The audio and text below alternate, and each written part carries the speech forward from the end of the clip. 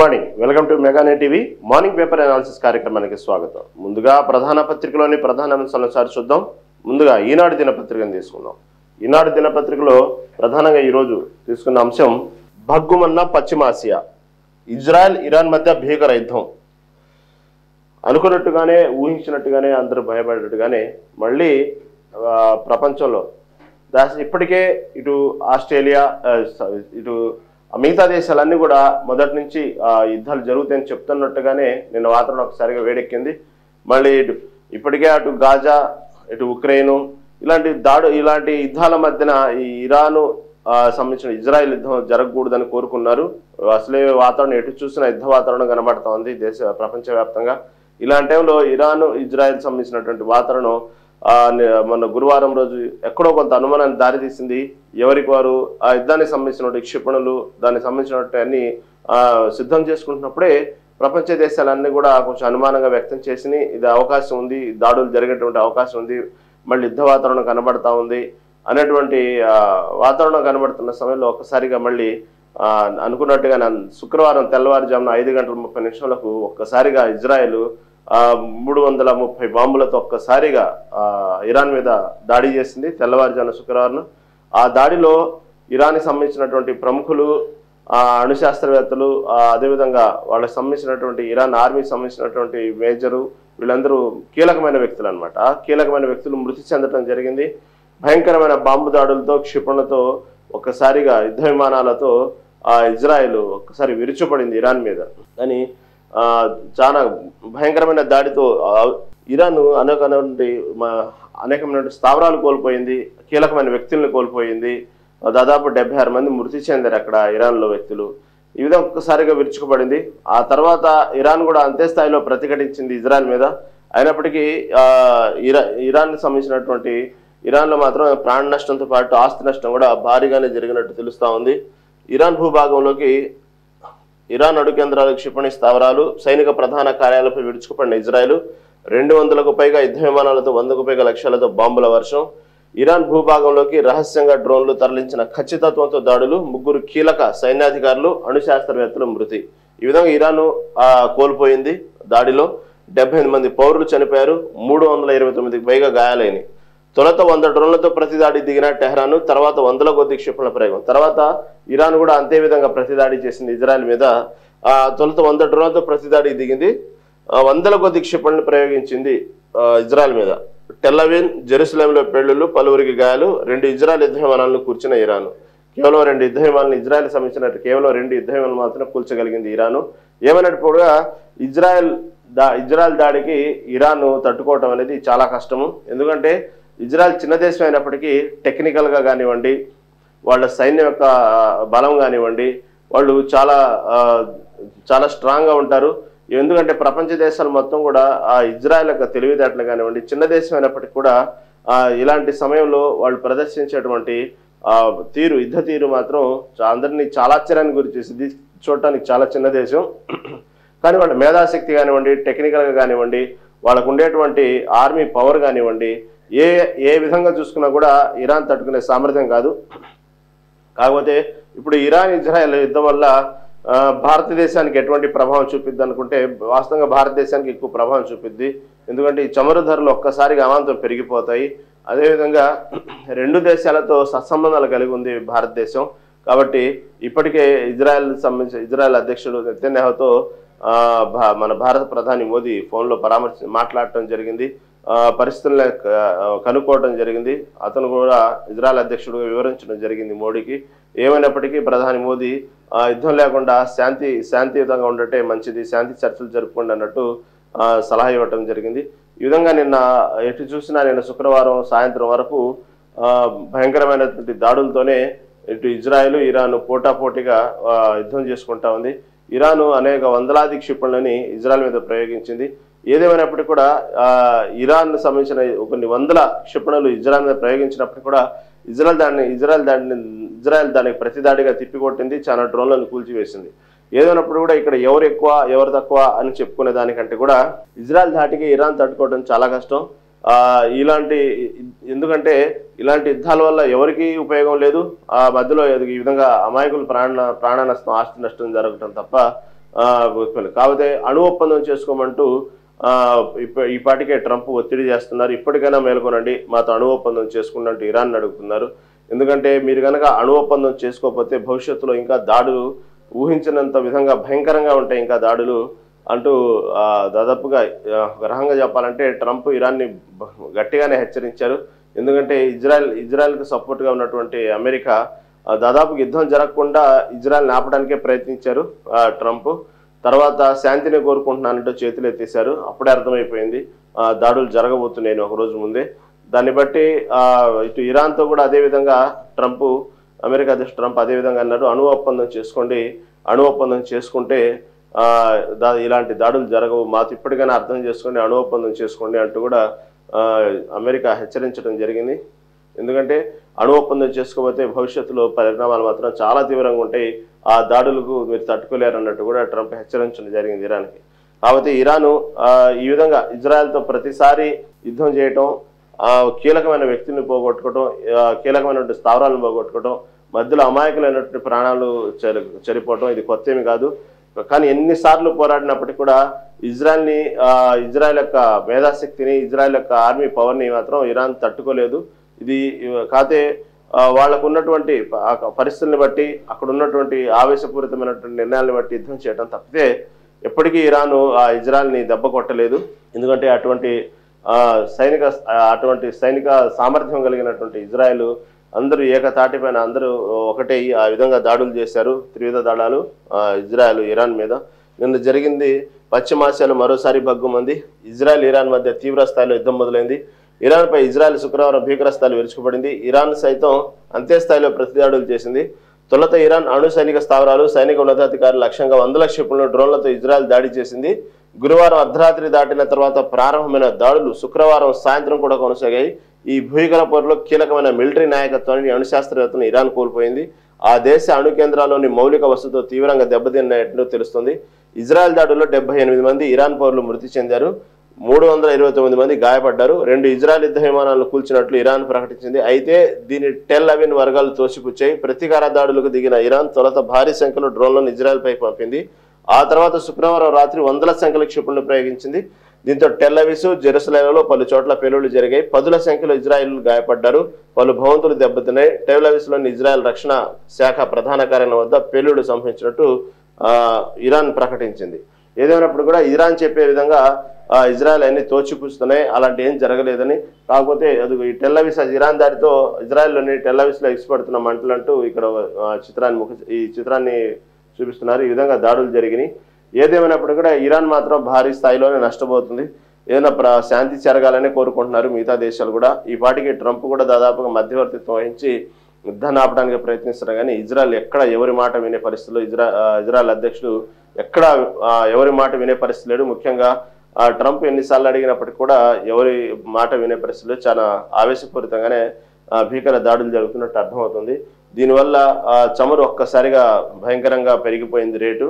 కొన్ని వ్యాపార సంస్థలు రవాణా వ్యవస్థలో కానీ కొంచెం భారతదేశానికి ఎక్కువగా ఇంపాక్ట్ కనబడింది. ఇద్దరు యుద్ధం చేసుకుంటే దాని ప్రభావం కనబడుతుంది.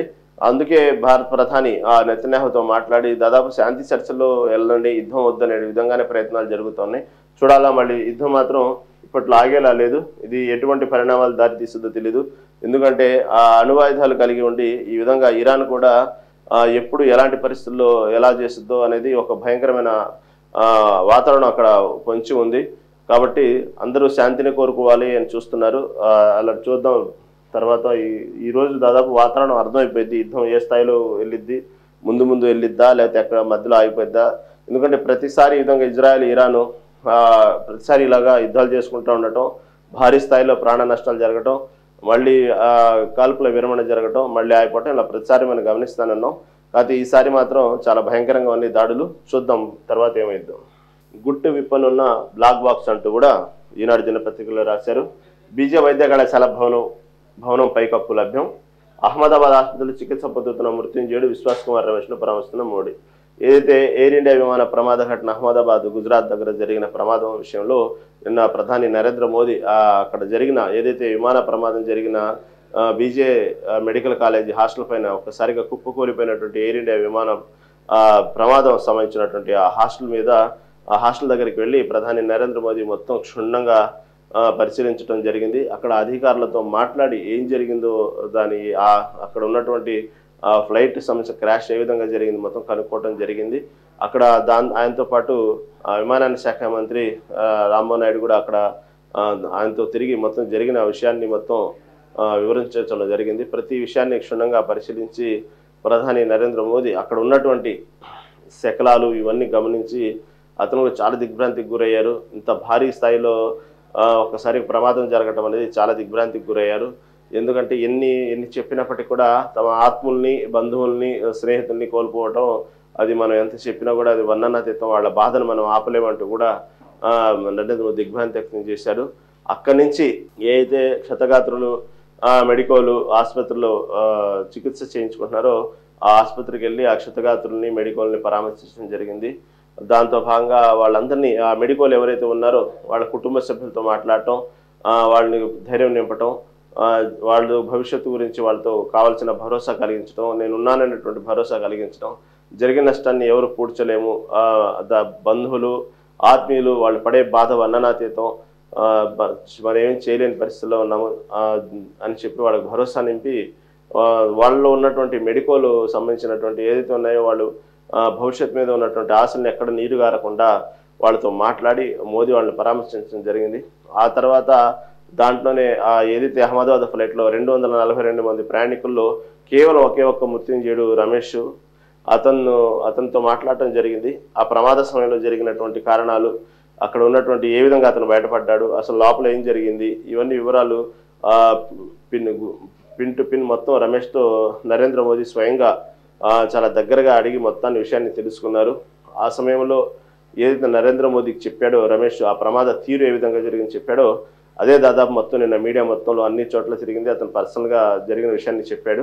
ఒక్కసారిగా టేకాఫ్ అయినటువంటి కొద్ది నిమిషాల్లోనే ఒక్కసారిగా ఏమైందో తెలియదు, సరిగా వచ్చి ఆ హాస్టల్ మీద స్లాబ్ మీద పడటం అతను నేను ఊహించలేదు. ఒక్కసారిగా భారీ శబ్దంతో పడిపోయింది.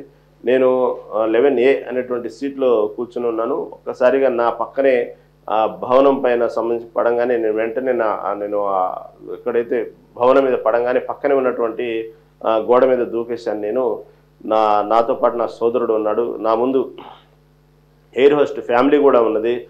ఎంతోమంది నన్ను ఒక్కసారిగా తేరుకొని చూడంగానే శవాల కుప్పలే ఉన్నాయి లోపల. నేను ఒక్కసారి గోడ మీద దూకి అక్కడి నుంచి నేను తప్పించుకున్నాను. ఇది ఎలా జరిగింది నాకు ఇప్పటికీ ఆశ్చర్యంగా ఉంది. నేను బతుకుదానని నేను అనుకోలేదు. నా ముందు ఎన్నో శవాలు ఉన్నాయి. నేను అప్పుడే ఆ సీట్ బెల్ట్ తీసేసి ఒక్కసారిగా నేను గోడ మీద దూకటం వల్ల నేను ప్రాణాలతో బయటపడ్డాను.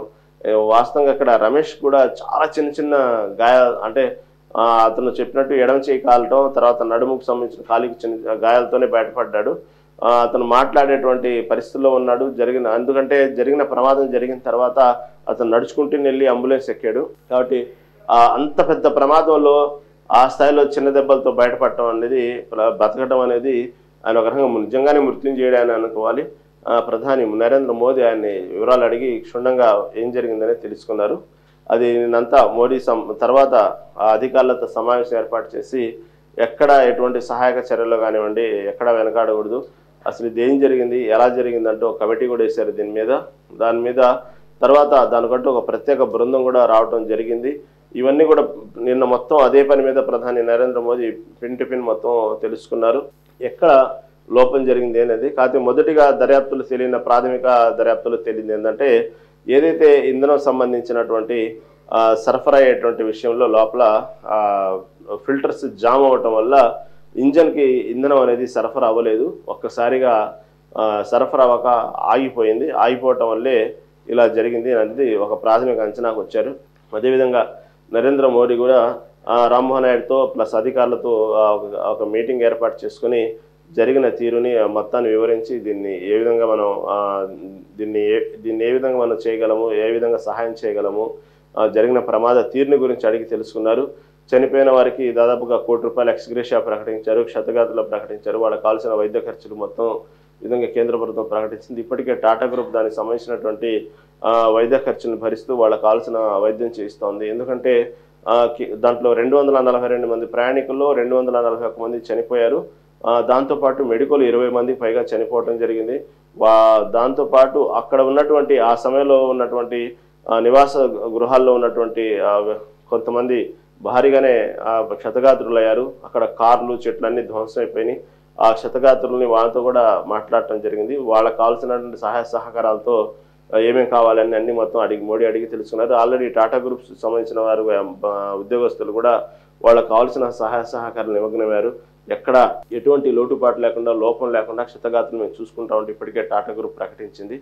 ఈ విధంగా అక్కడ ఉన్నటువంటి వాతావరణం మొత్తం కూడా ఒక భయానక వాతావరణం చూసి చాలా దిగ్భ్రాంతికి గురయ్యారు నరేంద్ర మోదీ. నిన్నంతా పరామర్శించి వాళ్ళు ధైర్యం నింపే పనిలో ఆయన బాధ్యతగా ఒక ప్రధానమంత్రి బాధ్యతగా అడిగి తెలుసుకునటంలోనే ఆయన నిన్నంతా దానికి సంబంధించినటువంటి సమయం కేటాయించారని చెప్పుకోవాలి. ఆ తర్వాత మరి ఇది అసలు ఎలా జరిగింది ఏందనే విషయంలో రకరకాల ఊహాగానాలు వస్తున్నాయి. కొంతమంది సీనియర్ కమాండర్స్ చెప్పే విధంగా మహా అయితే ఒక పక్షి ఎదురైతే దానికి సంబంధించినటువంటి ఏదైతే సున్నితమైనటువంటి ఫ్యాన్ రెక్కలు కొంచెం డిస్టర్బ్ అవుతాయి.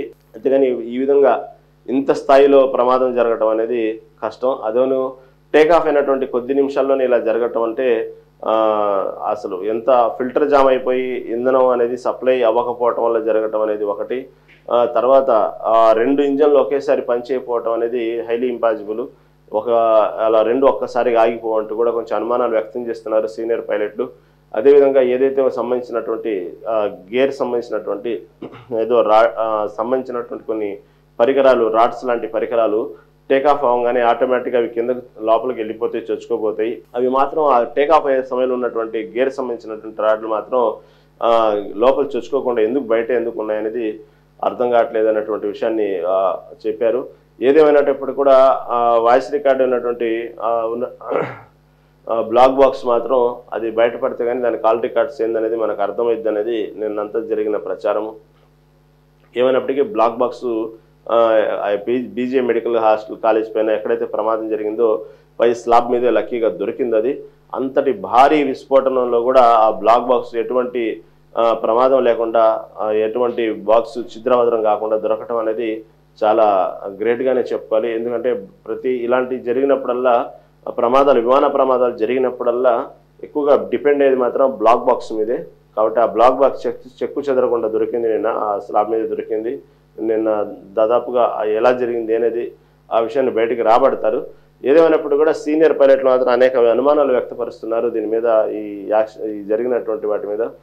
ఎందుకంటే ఒక టేకాఫ్ అయ్యే సమయంలో అనేక జాగ్రత్తలు తీసుకుంటారు, కానీ ఎక్కడ ఈ లోపం జరిగింది, దానికి సంబంధించిన యంత్రాంగం సరిగా దానికి సంబంధించి పట్టించుకోలేదా?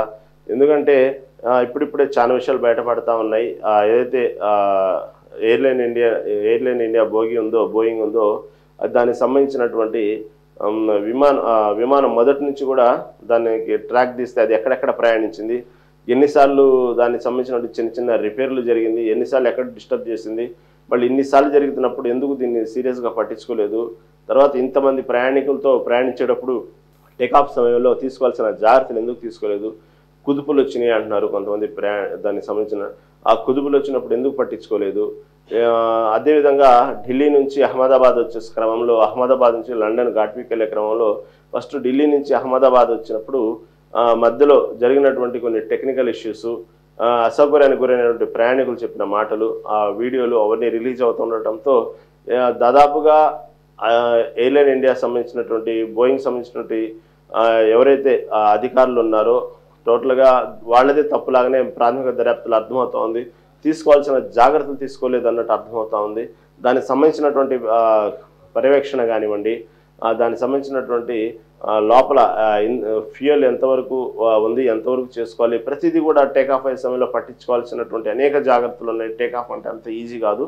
ఆ టేకాఫ్ అయ్యే సమయంలో ఎందుకు జాగ్రత్తలు తీసుకోలేదు, టేకాఫ్ ఉండాల్సిన మినిమం బేసిక్స్ ఉన్నటువంటి అవన్నీ ఎందుకు చూసుకోలేదు, ఏదో ఒక లారీయో ఒక ఆటోనో ఒక కారో తిరుగుతున్నట్టు దాన్ని వదిలేశారు. కానీ ఒక విమానంలో ఇంతమంది ప్రయాణికులు తీసుకెళ్తున్నప్పుడు ఒక టేకాఫ్కి తీసుకోవాల్సిన జాగ్రత్తలు ఎందుకు తీసుకోలేదు అనేటువంటిది ఇప్పుడు అందరికీ చర్చనీయాంశమైంది. ఎందుకంటే ఎక్కడైనా విమానాలు ల్యాండ్ అయ్యేటప్పుడు ఎక్కువ ప్రమాదాలు జరుగుతూ ఉంటాయి. అదుపు తప్పటమో, లేకపోతే ఏదన్నా వేరే తగలటమో, లేకపోతే ట్రాక్ మీద ఉన్నటువంటి వాహనాలు గుద్దటం, ఇలాంటి ఎన్నో హిస్టరీలు మనం వింటూ ఉంటాం. కానీ టేకాఫ్ సమయంలో ప్రమాదం జరగటం అనేది చాలా తక్కువ జరుగుతూ ఉంటాయి. ఎందుకంటే టేకాఫ్ అనేది మహా అయితే ఒక 5-10 నిమిషాల్లో టేకాఫ్ అవుతారు, సుదీర్ఘ ప్రాంతాలు వేల కిలోమీటర్లు ప్రయాణం చేస్తారు. ఆ తర్వాత అనేక పరిణామాల్లో జరుగుతూ ఉంటాయి ప్రమాదాలు, విమాన ప్రమాదాలు. కానీ టేకాఫ్లోనే ఇలా ప్రమాదం జరగటం అనేది ఎందుకంటే టేకాఫ్ అనేది చాలా సిస్టమేటిక్గా మొత్తం చూసుకొని బయలుదేరుతారు. అది అందువల్ల టేకాఫ్లో ఎందుకు ప్రమాదం జరిగిందనేది చాలామంది విమర్శిస్తూ ఉన్నారు. తర్వాత దాంట్లో ప్రమాదానికి ఒక కారణం ఏంటంటే టేకాఫ్ అయిన కొద్ది నిమిషాలే కాబట్టి, కొద్ది కూడా 5 నిమిషాల లోపే కాబట్టి ఢిల్లీ నుంచి అహ్మదాబాద్ వచ్చినటువంటి ఈ 787 బోయింగ్లో దాదాపు ఇంధనం మొత్తం నింపుకునే బయలుదేరారు. లండన్కి డైరెక్ట్గా అహ్మదాబాద్ నుంచి డైరెక్ట్గా లండన్ ఘాట్విక్ వెళ్ళేది కాబట్టి అటు ఇంధన సామర్థ్యం కూడా చాలా ఎక్కువగా ఉంది దాంట్లో. ఎప్పుడైతే ఈ ఫిల్టర్స్ జామ్ అయిపోయి ఆ ఇంజన్కి సరైనటువంటి సరఫరా లేక ఒక్కసారిగా సరఫరా అవ్వక ఇంజన్కి సరఫరా అవ్వక ఎప్పుడైతే మనకు సహజంగా మన 2 వీలర్లో కూడా పెట్రోలు ఉత్పత్తి ఎక్కడైతే సప్లై అవుతుందో సప్లై ఒక్కసారిగా ఆగిపోగానే మన 2 వీలర్ కూడా ఆటోమేటిక్గా ఒక్కసారిగా స్లో అయిపోయి ఆగిపోయింది. సేమ్ అదేవిధంగా ఈ విమానం కూడా ఎప్పుడైతే లోపల ఉన్నటువంటి ఇంధనం ఇంజన్కి ఎప్పుడైతే సప్లై ఒక్కసారిగా ఫిల్టర్ జామ్ అయిపోయి ఆగిపోయిందో ఇంకా ఏం చేసేది లేక డౌన్ అయిపోయింది. ఎంత స్పీడ్తో లేచిందో అంతే స్పీడ్తో ఒక్కసారిగా డౌన్ అయిపోయి పడిపోవటం జరిగింది. అదే దాదాపు ప్రాథమిక దర్యాప్తులో చెప్తున్నారు. కాకపోతే అనేక అనుమానాలు తావిస్తూ ఉంది. అనేక అనుమానాలు అంటే బయట ఏదో ఉగ్రకోణాలు అవి కాదు, కానీ టెక్నికల్గా సరైనటువంటి ఇండియన్ ఎయిర్లైన్ ఇండియా వాళ్ళు పట్టించుకునే విషయంలో పట్టించుకోలేదు అనే విషయంలో అనేక చలు దారితీస్తూ ఉంది, అనేక అనుమానాలు దారితీస్తూ ఉంది. దీనికి సంబంధించిన మెయింటెనెన్స్ చేసే విషయంలో కూడా సరిగా పాటించలేదు అనేక అనుమానాలు ధరిస్తుంది. అదేవిధంగా టర్కీకి సంబంధించినటువంటి దేశస్తులు దీనికి మెయింటెనెన్స్ తీసుకున్నారు. ఇటు మొన్న చూసుకుంటే మొన్న జరిగినటువంటి పహల్గాం ఉగ్రదాడి సందర్భంగా జరిగినటువంటి విషయాల్లో మనతో చాలా సిరియా, టర్కీ చాలా అంతకుముందు చాలా స్నేహభావంతో ఉండేవి. అలాంటి దేశాలు మొన్న పహల్గాం ఉగ్రదాడి సమయంలో బయటపడ్డే వాళ్ళ వక్ర బుద్ధిని ప్రకటించి పాకిస్తాన్కి సపోర్ట్ చేసినాయి. కాబట్టి వాళ్ళకి సంబంధించినటువంటి మెయింటెనెన్స్ ఈ ఇండియన్ బోగికి సంబంధించినటువంటి 787కి మెయింటెనెన్స్ అప్పగించారు కాబట్టి అండ్ అనేక కోణంలో కూడా వాళ్ళకి మెయింటెనెన్స్ ఇచ్చారు. వాళ్ళు అసలే భారతదేశాన్ని శత్రు దేశంగా చూస్తున్నారు, వాళ్ళ చేతుల్లో ఈ మెయింటెనెన్స్ ఉంది అని చెప్పి ఆ కోణంలో కూడా కొంత అనుమానపు చూపులు చూస్తూ ఉన్నారు. దానికి సంబంధించి కూడా కొంత అనుమానం ఉన్నాయి. ఏదేమైనప్పటికీ కూడా ఆ పర్యవేక్షణ సంబంధించి ఇండియన్ బోయింగ్ అధికారులు ఎయిర్లైన్ ఇండియా సంబంధించినటువంటి పర్యవేక్షణ కానివ్వండి, దానికి సంబంధించిన మెయింటెనెన్స్ విషయంలో మాత్రం అనేక అనుమానాలు తావిస్తూ ఉంది. ఎందుకంటే ఇది ఏదైతే ప్రమాదం జరిగిందో ఇది మొదటి ప్రమాదం 787 సంబంధించినట్టు ఇండియన్ బోయింగ్. ఎందుకంటే ఇది అనేక సార్లు దానికి సంబంధించినటువంటి రిపేర్లో అనేక సార్లు అసౌకర్యానికి గురయ్యారు ప్రయాణికులు. అనేక చోట్ల ఆగటం జరిగింది. మొత్తం ట్రాక్ తీసుకుంటే ఎన్ని వేల కిలోమీటర్లు తిరిగింది, మధ్యలో ఎన్నిసార్లు అసౌకర్యానికి గురి చేసింది, ఎక్కడెక్కడ రిపేర్లకు ఆగింది, ఇవన్నీ ట్రాక్ చూసుకుంటే మొదటి నుంచి దీని ట్రాక్ అంతా కూడా చాలా డిస్టర్బ్డ్గానే ఉంది 787ది. కాకపోతే ప్రాణ నష్టం జరిగేటువంటి ప్రమాదాలు ఎప్పుడు జరగలేదు. కాకపోతే అసౌకర్యానికి గురి చేసేటువంటి పరిస్థితులే వచ్చినాయి, కానీ ఎప్పుడు కూడా ఆస్తి నష్టం ప్రాణ నష్టం జరిగేటువంటి ప్రమాదాలు ఎప్పుడు జరగలేదు. కానీ మొదటిగానే ఇది ప్రాణ నష్టం జరిగే భారీ ప్రమాదం ఇది. అలాంటప్పుడు దీన్ని ఇన్నిసార్లు ఇబ్బంది పెడుతున్నప్పుడు దాన్ని ఎందుకు సరైనటువంటి పర్యవేక్షణ, దానికి సంబంధించి రిపేర్ ఎందుకు చేయలేదు, దాన్ని ఎందుకు అంత లైట్గా తీసుకున్నారు ఎయిర్లైన్ ఇండియా అధికారులు. అదేవిధంగా ఈ కుదుపులు ఇవన్నీ ఉన్నప్పుడు ఎందుకు ఆ విధంగా టేకాఫ్ చేశారు, ఎందుకు ఆపలేదు, ఎందుకు దానికి సంబంధించినటువంటి వాటిని క్షుణ్ణంగా పరిశీలించుకోలేదు. ఎక్కడైతే చిన్న పొరపాటు ఉన్నా కూడా ఫ్లైట్ క్యాన్సిల్ చేస్తారు కదా, మళ్ళీ ఇంత కుదుపు ఉన్నప్పుడు దానికి సంబంధించి ఇన్నిసార్లు ఇబ్బంది పెడుతున్నప్పుడు ఢిల్లీ నుంచి అహ్మదాబాద్ నుంచి లండన్ ఘాట్విక్ వెళ్తున్నప్పుడు ఎందుకు దాన్ని సరైనటువంటి పరీక్షణ చేయలేదనేది ఇప్పుడు అనేక చోట్ల విమర్శలు వస్తూ ఉన్నాయి. ఏదేమైనా బ్లాక్ బాక్స్ దొరికింది. ఆ బ్లాక్ బాక్స్ దొరికింది కాబట్టి ఆ టైంలో పైలట్ ఏం మాట్లాడుకున్నారు, మాట్లాడుకునే సమయంలో ఉన్నటువంటి వాటి మొత్తాన్ని కూడా ఇది రికార్డ్ చేసిద్ది. కాబట్టి అంటే మినిమం ఒక ప్రాథమిక దర్యాప్తులో భాగంగా ఇది కనుక తెలిస్తే ప్రమాదానికి కారణాలు తెలిసింది మొట్టమొదటిగా. దానివల్ల ఏదో ఇదేదని కాదు, కానీ కారణాలు తెలియటం వల్ల కొంతవరకు అసలు ప్రమాదం యొక్క స్థాయిని అందరికీ అర్థమైంది ఏం జరిగింది అనేది. ఆ విషయాన్ని మాత్రం బ్లాక్ బాక్స్ గుర్తిప్పేటువంటి క్రమంలో బ్లాక్ బాక్స్ రెడీగా ఉంది. ఆల్రెడీ మేడే కాల్ కూడా చేసినట్టు వార్తలు వస్తూ ఉన్నాయి. ఆ మేడే కాల్ ద్వారా కూడా ప్రమాదాన్ని పైలట్ చెప్పినట్టు కూడా కొంత రికార్డ్ అయి ఉంది. మేడే కాల్ అంటే ప్రమాదం జరిగే ముందు మేడే కాల్ చేస్తారు. దాన్ని ఆ దగ్గరలో ఉన్నటువంటి ఏదైతే విమానయానాలు ఉన్నాయో, అదేవిధంగా నౌకాకు సంబంధించి కూడా మేడే కాళ్ళు ఉంటాయి. ఈ 2 రంగాలకి ఆ దగ్గర నౌకాశ్రయం ఏదైతే ఉందో వాళ్ళు అప్పటికప్పుడు అలర్ట్ అయ్యి దానికి సంబంధించినటువంటి వాళ్ళకు ప్రత్యేకమైనటువంటి సలహాలు సూచనలు చేస్తూ ఉంటారు. ఎప్పుడైతే ఇది ఇబ్బంది కలిగిస్తూ ఉందో పైలట్కి ఒకసారిగా వాళ్ళు కూడా మేడే కాల్ చేయడం జరిగింది. అంటే దాదాపుగా ఇది ప్రమాదానికి మేడే కాల్ చూసినప్పటికీ కూడా, అదేవిధంగా ప్రాథమిక దర్యాప్తులో నిన్న వచ్చినట్టు బృందం చెప్పినప్పుడు ఫిల్టర్ జామ్ అయ్యి ఆ ఇంజన్కి ఇంధనం సప్లై అవ్వలేదని కారణాలు చెప్తున్నప్పుడు కూడా ఇవన్నీ పరిశీలిస్తూ ఉంటే దాదాపు దీంట్లో ఎటువంటి మిగతా అనుమానాలతో భయపడేటువంటి అనుమాన కోణాలు అయితే ఏం కనబట్టలేదు. టెక్నికల్గానే ప్రమాదం జరిగినట్టు ప్రాథమికంగా అర్థమవుతా ఉంది. ఎందుకంటే అనేక అనుమానాలు జరగడానికి కారణం మొన్నటి వరకు జరిగినటువంటి భారతదేశం పాకిస్తాన్లో ఉన్నటువంటి యుద్ధ వాతావరణ పరిస్థితుల్లో అనేక అనుమానాలు తావిచ్చింది. నిన్నటికి నిన్న ఏదైతే ఈ ప్రమాద సమయంలో ఈ విధంగా ఇంకా కోలుకోలేదు భారతదేశ వ్యాప్తంగా, అదేవిధంగా ప్రయాణికుల కుటుంబాల్లో కానివ్వండి, బంధువుల్లో కానీ జరిగిన ప్రమాదాల్లో ఇంకా కోలుకోలేదు. ఈ సమయంలో కూడా ఇప్పటికీ నిన్న ఒక ఫ్లైట్ పేలిపోవడానికి సిద్ధంగా ఉందంటూ ఫోన్ కాల్ చేయడం జరిగింది. ఆ ఫోన్ కాల్ చేసిన సందర్భంలో కూడా ఒక్కసారిగా బ్యాంకాక్కు సంబంధించిన అక్కడ కూడా ఫ్లైట్ ఆపటం జరిగింది. ఇలాంటి పరిణామాల్లో అనేక మందికి అనేక అనుమానాలు దారితీసినాయి. కానీ అటువంటి పరిణామాలు ఉండకపోవచ్చు అనేటువంటి ప్రాథమిక అంచనాకు వచ్చారు. ఎందుకంటే ప్రతి ఎటు చూసినా కూడా టెక్నికల్గానే ఇబ్బందులుగానే అర్థమవుతుంది. కాకపోతే కొంతమంది సీనియర్ పైలట్లు వ్యక్తం చేసినటువంటి అనుమానాలు చూస్తూ ఉంటే మాత్రం ఇలా 2 ఇంజన్లు ఒకసారిగా ఆగిపోవడం అనేది అసలు జరగదు. అదే మెయిన్ ప్రధానంగా చెప్తున్నారు. తర్వాత గేర్ రాడ్ గురించి కొంత అనుమానాలు చెప్తున్నారు. పక్షి వల్ల ఇలా ప్రమాదం జరిగిద్దా అనేటువంటిది కొంత అనుమానం వ్యక్తం చేస్తున్నారు.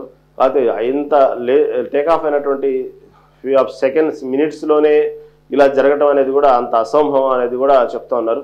ఇలాంటి కొన్ని సీనియర్ పైలట్లు చేసినటువంటి అనుమానాలు వ్యక్తపరుస్తూ ఉంటే వచ్చినటువంటి దర్యాప్తు బృందం మాత్రం దాదాపుగా ఇది టెక్నికల్ ఇష్యూ వల్లే జరిగింది, ఇంజన్కి ఇంధనం సప్లై అవ్వకపోవడం వల్లే ఈ ప్రమాదం జరిగింది అనేది ఒక ప్రాథమిక అంచనాకు వస్తున్నారు.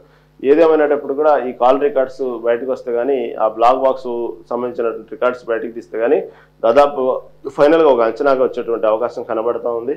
ఎయిర్ ఇండియా విమాన ప్రమాద స్థలంలో పర్యటించిన ప్రధాని మోదీ ఆసుపత్రి బాధిత పరామర్శ, 6 మృతదేహాల బంధువులకు అప్పగించిన పోలీసులు. నిన్న దాదాపుగా ఈ మృతదేహాలకు సంబంధించి కనీసం వాళ్ళకి సంబంధించిన ఆనవాళ్ళు సంబంధించిన గుర్తులో ఏదో ఒకటి ఉంటే ఇది మా సంబంధికులది, లేకపోతే మా తల్లిదండ్రులది, లేదా మా పిల్లలది, ఏదో ఒక సంబంధికులు వాళ్ళకి సంబంధించిన వాళ్ళు దాన్ని గుర్తుపట్టగలరు. కానీ భయంకరంగా ఎటు చూసిన మాంసం ముద్దలతో మొత్తం 240 శవాలు కూడా మాంసం ముద్దలతో ఎక్కడ పడితే అక్కడ పడిపోయి ఉన్నాయి. భయానకరంగా ఉంది. ఎవరి శవాలో ఎవరి మనుషులు గుర్తుపట్టలేని పరిస్థితిలో ఉంది. అటువంటి తరుణంలో చేసేదేం లేక నిన్న మొత్తం కూడా దాదాపుగా అందరికీ DNA టెస్టులు చేయడం జరిగింది. భారతీయులతో పాటు ఇటు బ్రిటన్ పౌరులు కూడా 53 మంది ఉన్నారు. విదేశీస్తులు ఇటు బ్రిటన్ వాళ్ళు కానివ్వండి, పోర్చుగీస్ వాళ్ళు కానివ్వండి, కెనడియన్ కానివ్వండి, వీళ్ళు ఉన్నారు. కాబట్టి వాళ్ళకి సంబంధించినటువంటి బంధువులు, వాళ్ళకి సంబంధించిన DNA టెస్టులకు రిపోర్ట్స్ కనుక పంపిస్తే ఇంకా తొందరగా మనం ఎవరి సంబంధించిన సేవలో వాళ్ళకి సంబంధించినటువంటి వాటికి ఇవ్వటానికి మాకు తొందరగా కనుక్కోగలమనేటువంటి విషయాన్ని దాదాపుగా బ్రిటన్కి సంబంధించినటువంటి వాటికి ఇంటికి పంపడం జరిగింది. ఇటుపక్క ఆసుపత్రి చుట్టాలు మాకు సంబంధించినటువంటి ఎవరు మా బంధువులు మాకు ఇస్తే మేము దహన కార్యక్రమాలు చేసుకుంటామంటూ ఆసుపత్రి నిరసన చేయడం జరిగింది. వాళ్ళ రోదలతో అక్కడ వాతావరణం అంతా కూడా ఒక్కసారిగా మిన్నంటికి పోయింది. కానీ వాళ్ళకి అప్పగించాలంటే ఎవరి వ్యక్తులు ఎవరి సేవలో కూడా అర్థం కాని పరిస్థితి. కాబట్టి DNA టెస్టులు చేశారు. చాలా తొందరగానే నిన్న దాదాపు 180 మంది పైగా DNA టెస్టులు చేయడం జరిగింది. దాంట్లో ఇప్పటికే ఒక 6 మృతదేహాలను బంధువులకు అప్పచెప్పారు. కాబట్టి ఆ రిపోర్ట్స్ అనేవి వచ్చే కొద్దీ ఎవరి వ్యక్తులు వాళ్ళకి సంబంధించినటువంటి వాళ్ళకి అప్పగించడానికి చాలా ఫాస్ట్గానే కార్యక్రమాలు జరుగుతూ ఉన్నాయి. కాకపోతే ఈ బ్రిటను, పోర్చుగీసు, కెనడియన్ సంబంధించినటువంటి అధికారులు, అదేవిధంగా వాళ్ళకి సంబంధించినటువంటి డ్రోన్ సర్వే చేశారు. ఎక్కడ ప్రమాదం జరిగిందో ఆ ప్రాంతాన్ని మొత్తంతో వాళ్ళ అధికారులు, బ్రిటన్ అధికారులు వాళ్ళకి సంబంధించినటువంటి వారు వచ్చి మొత్తం డ్రోన్ సర్వే చేసి ప్రమాద తీవ్రత, ప్రమాదం ఎలా జరిగిందనే వాటికి వాళ్ళ పద్ధతిలో వాళ్ళొక సర్వే చేసుకున్నారు. అదేవిధంగా రాలేని వ్యక్తులు, బంధుకులు ఎవరైతే ఉన్నారో వాళ్ళకి సంబంధించినటువంటి వారికి DNA టెస్ట్ రిపోర్ట్స్ పంపిస్తే ఎవరెవరు సంబంధించిన వ్యక్తులు ఆ DNA టెస్ట్ అయిన తర్వాత వాళ్ళ శవాన్ని వాళ్ళ పార్థివ దేహాన్ని మొత్తాన్ని వాళ్ళ దేశానికి పంపించడానికి ప్రయత్నాలు జరుగుతూ ఉన్నాయి. ఈ విధంగా నిన్నంతా DNA టెస్టులతోనే దాదాపుగా ఒక మొత్తం యుద్ధ ప్రాతిపదికన నిన్నంతా ఎవరెవరు ఏందనేది జరుగుతూ ఉంది. ఈ విషయంలో దాదాపు నిన్న 6 మృతదేహాల బంధువులకు అప్పగించినట్టు తెలుస్తూ ఉంది. అహ్మదాబాద్ ఉన్నటువంటి కీలకమైన బాక్స్ లభ్యమైంది. స్థానిక బీజే వైద్య కళాశాల భవనం పైకప్పు దొరికింది. అహ్మదాబాద్ విమానాశ్రయం నుంచి లండన్లోని గాట్విక్ ఎయిర్పోర్టుకు సంబంధించి 242 మందితో బయలుదేరిన ఎయిర్ ఇండియా విమానం గురువారం మధ్యాహ్నం టేకాఫ్ అయిన కొద్దిసేపటికే నేల కూలిన సంగతి తెలిసిందే. కాగా ప్రధాని నరేంద్ర మోదీ శుక్రవారం అహ్మదాబాద్ చేరుకుని విమాన ప్రమాద ఘటనా స్థలం పర్యటించారు. గుజరాత్ మాజీ ముఖ్యమంత్రి విజయ్ రూపానీ కుటుంబ సభ్యులను ఆసుపత్రిలో చికిత్స పొందిన క్షతగాత్రులను పరామర్శించారు.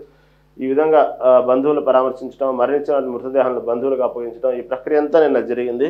కాకపోతే ఈ 241 మంది చనిపోయిన ప్రమాదంలో చనిపోయినటువంటి వారి యొక్క ఒక్కోళ్ళది ఒక్కొక్క బాధ, ఒక్కోళ్ళది ఒక్కటి ఆశలు ఆవిరి అనేది ఒక రాసుకొచ్చారు ఈనాడు దినపత్రిక. బతుకులు చెదిరి ఆశల ఆవిరి, బాధితులది ఒక్కొక్కది ఒక్కొక్క నీటి గాథ. వాస్తవంగా ఇది చూస్తే నిన్న కొంతమంది విషయాలు బయటకు వచ్చినాయి. ఒక్కళ్ళది ఒక్కొక్క అన్నిటి కాదా, చెప్పుకునేది కాదు, వర్ణనాతీతం. అది ముఖ్యంగా ఎవరైతే ఈ విమానం నడిపినటువంటి సీనియర్ పైలట్ ఉన్నారో ఆ పైలట్కి సంబంధించినటువంటి వార్త కూడా కొంతమందిని హృదయం కదిలించింది. అతనికి ఒక తండ్రి, 88 ఏళ్ల తండ్రి ఉన్నారు అతనికి, పైలట్కి. అతనికి సంబంధించినటువంటి ఆ సపరీ కార్యక్రమాలు మొత్తం కూడా అతనే చూసుకుంటుంటారు పైలట్. కాబట్టి అతని తండ్రిని చూసుకోవడానికి సరైనటువంటి సమయం దొరకట్లేదు. కాబట్టి నేను దాదాపుగా ఉద్యోగాన్ని ఇదే లాస్ట్ ట్రిప్ వెళ్ళొస్తాను, ఇంకా రిటైర్మెంట్ తీసుకుంటాను, తర్వాత నేను దగ్గరుండి చూసుకుంటాను నాన్న అని మాటిచ్చినట్టు ఆ తండ్రి చెప్పుకొచ్చాడు.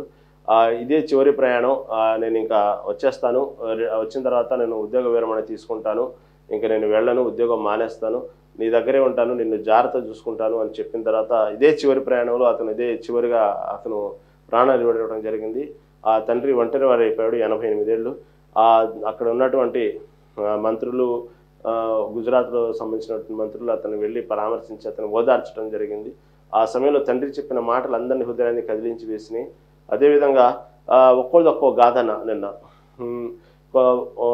లండన్లో ఉన్నటువంటి ఎవరైతే ఇద్దరు భార్యాభర్త ఆమె చనిపోవటం వల్ల ఆమె చివరి కోరిక ఆమె సంబంధించినటువంటి అస్థికలు తీసుకెళ్ళి గంగా నదిలో కలపమనేటువంటి ఆమె చివరి కోరిక. ఆ అస్థికలు కలపటం కోసం భారతదేశానికి వచ్చారు ఒక అతను, ఆయనకి 2 పిల్లలు. ఆ అస్థికలు కలిపి మళ్ళీ తిరుగు ప్రయాణం లండన్కి బయలుదేరుతున్న క్రమంలో అతను చనిపోయాడు. భార్యాభర్తలు ఇద్దరు చనిపోయారు. కేవలం అస్థికల కోసం వచ్చి ఈ విధంగా తిరుగు ప్రయాణంలో చనిపోవటం అనేది అందరినీ బాధ కలిగింది. ఎందుకంటే వాళ్ళకి 2 పిల్లలు, ఆ 2 పిల్లలు ఒంటరి వాళ్ళు అయిపోయారు. ఆ తర్వాత ఇంకొక కుటుంబ సభ్యులు చాలా ఆహ్లాదకరంగా వినోదంగా లండన్కి వెళ్తున్నట్టు 2 పిల్లలు, భార్యాభర్తలు వాళ్ళు చాలా ఆహ్లాదకరంగా ఎంజాయ్ చేస్తూ కొన్ని ఫోటోలు, వీడియోలు విడుదల చేశారు. వాళ్ళు కూడా వాళ్ళ ప్రాణాలు కూడా గాల్లోనే కలిసిపోయి ఇలా ఒక్కొక్కళ్ళు ఒక్కొక్క గాథ చెప్పుకునేది కాదు.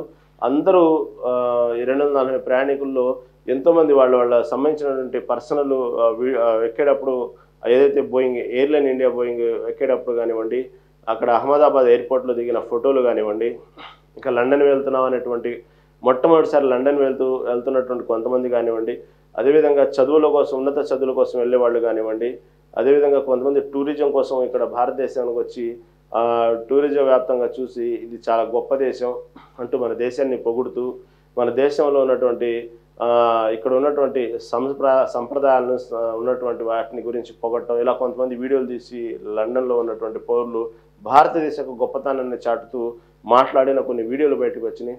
ఇలా ఒక్కో ప్రయాణికుల్లో ఒక్కోళ్ళది ఒక్కో స్టోరీ, ఒక్కో గాథ. ఈ విధంగా చూస్తే ఎంతోమంది నిన్న మొత్తాన్ని హృదయాన్ని కదిలిచ్చిన ఒక్కోళ్ళ బాధ, ఒక్కోళ్ళ గాథ వింటా ఉంటే. ఎందుకంటే కొంతమంది ఆ ఇంట్లో వాళ్ళ యొక్క ప్రేమానురాగాలు ఎంతోమంది పిల్లలతో, భార్యలతో, భర్తలతో ఎంతో ముడిపడి ఉంటాయి. కొందరేమో వాళ్ళు సంపాదిస్తే కానీ గడవని పరిస్థితి ఇండ్లకు ఉన్నది. కొందరేమో మొదటి నుంచి కష్టపడి వాళ్ళ రెక్కల మొక్కల మొత్తం కష్టపడి పిల్లల్ని చదివించి ఉన్నత చదువుల కోసం లండన్ పంపిస్తూ ఉంటారు కొంతమంది.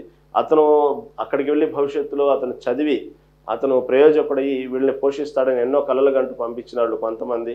ఈ విధంగా కేవలం అతని మీద ఆధారపడ్డటువంటి జీవితాలు అవి. అలా ఎంతోమంది నిన్న వాళ్ళ జీవితంలో వాళ్ళ ఆశలన్నీ ఆవిరైపోయిన సంఘటన అనుకోవాలి ఒక రకంగా. ఇంకొక వార్త కూడా నిన్న, ఎందుకంటే ఇప్పుడు ఇజ్రాయెల్ ఇరాన్ యుద్ధం ఏదైతే జరిగిందో జరగగానే దాదాపుగా అన్ని ఎయిర్పోర్ట్స్లో ఉన్నటువంటి ఫ్లైట్లన్నీ క్యాన్సిల్ చేయడం జరిగింది ఇటు. అదే కనుక ఒక్కరోజు ముందు కనుక ఈ ఇజ్రాయెల్ ఇరాన్ యుద్ధం జరిగి ఉన్నట్టయితే దాదాపుగా ఇంత పెద్ద ప్రాణ నష్టం, ఇంత పెద్ద ప్రాణ హాని జరిగేది కాదు ఎవరికి. ఎందుకంటే ఆ విమానం దాదాపు క్యాన్సిల్ అయ్యేది ఈ యుద్ధాన్ని బట్టి. కాబట్టి 242 ప్రయాణికులు బతికేవాళ్ళేమో అనేటువంటి వార్త కూడా నిన్న చక్కర్లు కొట్టింది. ఈ విధంగా ఒక్కొక్కరిది ఒక్కొక్క వింత, ఒక్కొక్కరిది ఒక్కొక్క ఆలోచన నిన్న, అలా జరిగితే బాగుండు, ఇలా జరిగితే బాగుండు అనేది.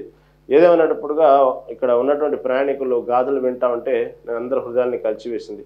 అదేవిధంగా ఏబీవీపీ కార్యకర్త స్థాయి నుంచి ఒక సీఎం దాకా ఎదగటం అంటే మామూలు విషయం కాదు. అతను 2 సార్లు సీఎంగా పనిచేశారు, విజయ్ రూపాని, గుజరాత్ మాజీ సీఎం. ఆయన సంబంధించినటువంటి వార్త కూడా వాళ్ళ కుటుంబ సభ్యులు కూడా చాలా వాళ్ళు దిగ్భ్రాంతికి గురయ్యారు. ఈ విధంగా ఆయనకు సంబంధించినటువంటి ఆయన కొంత 2 సార్లు సీఎంగా చేసిన ప్రముఖ వ్యక్తి, ఆయన చనిపోవటం కూడా ఒక రకంగా బాధ కలిగించింది, అందరికీ దిగ్భ్రాంతి గురి చేసింది. బీజేపీ పార్టీలో కానీ ఎక్కడ దానికి సంబంధించినట్టు వాళ్ళకు కూడా ఇలా ఒక్కొక్కరు వాళ్ళ కుటుంబీకులు, బంధువులు, ఆత్మీయులు వాళ్ళకి సంబంధించినట్టు మొత్తం ముడిపడుతూ అందరూ బాధపడటం జరిగింది. ఎందుకంటే విజయ్ రూపాని ఏదైతే సెంటిమెంట్గా ఎక్కువగా లక్కీ నెంబర్నే ఫాలో అవుతుంటారు అనేది ఒక వార్త. ఆ ప్రకారమే ఆయన 12వ నెంబరు సీట్ బుక్ చేసుకున్నారు. ఆయన లక్కీ నెంబరు 126. అదేవిధంగా సీటు కూడా 12వ నెంబర్ బుక్ చేసుకున్నారు, జూన్ నెల 6వ నెల. కానీ అతను అలా ఏది చేసినా సరే, అతను కారు కొన్నా, బైక్ కొన్నా, లేచినా, ఏదైనా ప్రయాణం చేస్తున్నా, ఏదైనా వస్తువు కొన్నా, ప్రతి దానికి మాత్రం ఈ నెంబర్తో ముడిపడిందే ఆయన మొదటి నుంచి ఫాలో అవుతుంటారు న్యూమరాలజీని. కేవలం ఆ న్యూమరాలజీ ప్రకారం ఆయన అదృష్టం ఉందనేది ఆయన భావన. ప్రతి విషయంలో కూడా ఆయన చుట్టూ ఇటువంటి ఈ నంబర్ల న్యూమరాలజీ సంబంధించిన వాతావరణం తిరుగుతూ ఉన్నది. ఏ వస్తువు కొన్నా, ఏది చేసినా, ఏ శుభకార్యం చేసినా ఆయన దానికి సంబంధించినటువంటి వాటికి ముడిపడి ఉన్నటువంటి విషయాలు వెతుకుతూ ఉంటారనేది ఒక వార్త చక్కర్లు కొడుతుంది. దాంట్లో భాగంగానే నిన్న ఈ ఎయిర్ బోయింగ్లో కూడా ఆయన ప్రయాణిస్తున్నప్పుడు తీసుకున్న సీట్ నెంబర్ 12, 6వ నెల అన్ని సెంటిమెంట్గా కలిసి వచ్చినాయి అన్నట్టు ఆయన ఫీల్ అయ్యి దాని ప్రకారం బుక్ చేసుకున్నారు. కానీ ఇన్నిసార్లు కలిసి వచ్చిన సెంటిమెంట్ మాత్రం నిన్న ఆ సెంటిమెంట్ వర్కౌట్ అవ్వలేదు. ఆయన గాల్లోనే ప్రాణాలు వదలటం జరిగింది. ఈ విధంగా ఒక్కొక్కరిది ఒక్కొక్క గాథలు, బాధలు, వాళ్ళ జీవితాలు మొత్తం ఆశలు ఆవిరైనటువంటి ఈ విమాన ప్రమాదంలో జరిగింది నిన్న. ఏదేమైనప్పటికీ కూడా ఈ బ్లాక్ బాక్స్ మాత్రం దాదాపుగా గుట్టు విప్పేటువంటి అవకాశం ఉంది ఏం జరిగింది అనేది. కాకపోతే ప్రమాదం ఏ విధంగా జరిగింది, పైలట్ ఏం మాట్లాడుకున్నారు, ఈ విషయాలు మాత్రం ఈ బ్లాక్ బాక్స్ నుంచి బయటకు వచ్చే అవకాశం ఉంది. తర్వాత ఈనాడు దినపత్రిక ఇంకొక హైలైట్ చేసిన వార్త, గురుకులాలను డే స్కాలర్స్ అందిద్దాం. ఎందుకంటే ఇది నాణ్యమైనటువంటి భోజనాలు, ఏదైతే ఒకే యూనిఫాము, నాణ్యమైన భోజనాలు, ఉన్నత విద్య, ఇవన్నీ గురుకులాల్లో ఉంటాయనేది మొదటి నుంచి చెప్తున్నమాట. కాబట్టి అటువంటి గురుకులాల్లో చదివటం కోసం ఎక్కడెక్కడ విద్యార్థులందరూ కూడా ఈ గురుకులాల్లో వచ్చి చదువుకుంటూ ఉంటారు. గురుకులాల్లో సీట్ వస్తే చాలు అనుకున్నటువంటి కాంపిటీషన్ ఉన్నటువంటి గురుకుల విద్యాలయాలు. ఎందుకంటే అక్కడ మంచి నాణ్యమైన భోజనం ఉన్నది, నాణ్యమైన విద్య ఉన్నది, యూనిఫామ్ కానివ్వండి, మెయింటెనెన్స్ కానివ్వండి, అందరూ చాలా ఆశపడుతుంటారు గురుకులాల్లో చదువుకోవాలనేటువంటి విషయాలు. కాబట్టి అలాంటి గురుకులాల్లో ముఖ్యమంత్రి రేవంత్ రెడ్డి ఒక కొత్త ఆలోచనతో ముందుకు వస్తున్నారు. దీని గురించి ఒకసారి ఆలోచించండి, ఎలా ఉన్నది అంటూ కూడా అధికారులను ఆదేశించడం జరిగింది. సాధ్యాలపై అధ్యయనం చేయండి అన్నట్టు కూడా చెప్పారు. ఏదైతే పట్టణ నగరాల్లో ప్రభుత్వ పాఠశాల ఏదైతే ఉన్నాయో, ఈ గురుకులాలు ఉన్నాయో, ఆ గురుకులాల్లో కేవలం హాస్టల్స్లో పిల్లలు మాత్రమే ఎక్కువ హాస్టలర్సే ఉంటారు దాదాపుగా. ఎందుకంటే గురుకులాలకు సంబంధించినటువంటి కాంపిటీషన్ ఎగ్జామ్ జరిగింది, దాంట్లో సెలెక్ట్ అయిన వాళ్ళే దాంట్లో చదువుకుంటుంటారు. నాణ్యమైన భోజనం, నాణ్యమైన చదువు, నాణ్యమైన బట్టలు, ఇవన్నీ హాస్టల్లో ఉన్నటువంటి విద్యార్థులు ఉంటారు. ఎక్కడెక్కడి నుంచో వచ్చి వేరే రాష్ట్రాల నుంచి వచ్చి కూడా ఆ గురుకుల సీట్లు వస్తే ఆ స్కూల్స్లో, హాస్టల్స్లో ఉండే చదువుకుంటారు. బయట వ్యక్తులు, బయట వాళ్ళు ఉండరు.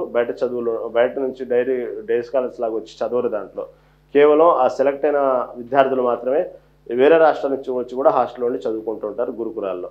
కాబట్టి అటువంటి గురుకులాల్లో డే స్కాలర్స్ కూడా, ఎందుకంటే అక్కడ ఉన్నతమైన విద్య ఉంది కాబట్టి దాంట్లో చదవటానికి ఇష్టపడుతుంటారు. కాబట్టి డే స్కాలర్స్ కూడా ఉండటానికి అవకాశం ఉండే విధంగా చూడండి, ఒకసారి దానికి సంబంధించినటువంటి అధ్యయనం చేయండి అంటూ కూడా అధికారులను ఆదేశించారు. ఎందుకంటే ఇప్పుడు కేంద్రీయ విద్యా సంస్థలు ఉన్నాయి. కేంద్రీయ విద్యా సంస్థల్లో డిఫెన్స్ సంబంధించిన పిల్లలు మాత్రమే చదువుకుంటూ ఉంటారు.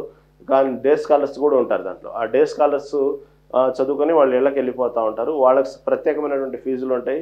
ఇటుపక్క ఎవరైతే డిఫెన్స్ పిల్లలు ఉన్నారో వాళ్ళకి సంబంధించినటువంటి, కానీ విద్య మొత్తం ఒకటే ఉన్నది. డే స్కాలర్స్కి అవకాశం ఉన్నది, కాకపోతే ఫీజుల వ్యత్యాసాలు ఉంటాయి. అదేవిధంగా గురుకులాల్లో కూడా అటువంటి అవకాశం ఎందుకు లేదు, చేయొచ్చు కదా అని ఒకసారి అధ్యయనం చేసి చూడండి అంటూ అధికారులని సీఎం రేవంత్ రెడ్డి అడగటం జరిగింది. దీని మీద ఒక అవగాహనకు రండి అనే విషయాన్ని చెప్పారు.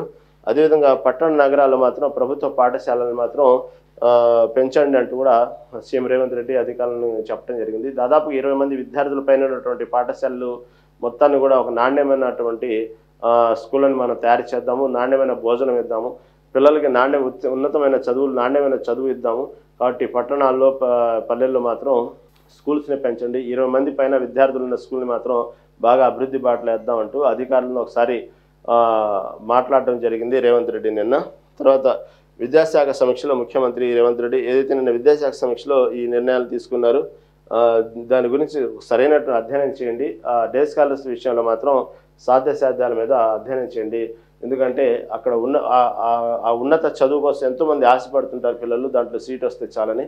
కాబట్టి అలాంటి పిల్లలకు మనం ఉన్నత చదువు ఇవ్వడంలో తప్పేం లేదు. కాబట్టి కేవలం హాస్టల్స్లో పిల్లలకే చదువు కాకుండా ఈ డే స్కాలర్స్ కూడా అవకాశం ఇవ్వడానికి చూడండి, అధ్యయనం చేయండి అంటూ కూడా సీఎం రేవంత్ రెడ్డి నిన్న మాట్లాడిన మాటల్ని విద్యాశాఖ సమీక్షలో మాట్లాడిన మాటలు ఈనాడు దినపత్రిక హైలైట్ చేసింది. అదేవిధంగా 16న రైతు భరోసా అంటూ ఒక వార్తను హైలైట్ చేశారు.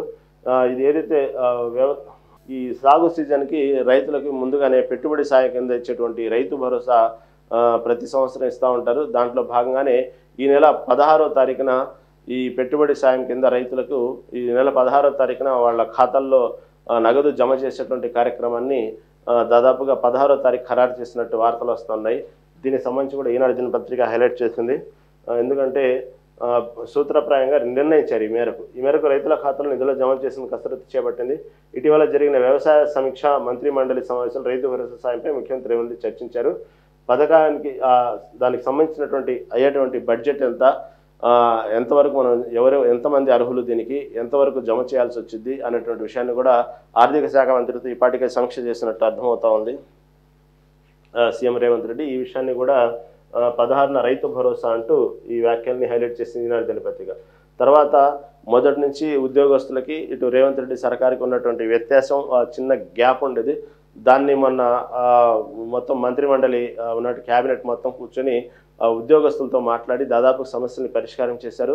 అనేకమైనటువంటి దాదాపు 58 డిమాండ్లు ముందు పెట్టారు.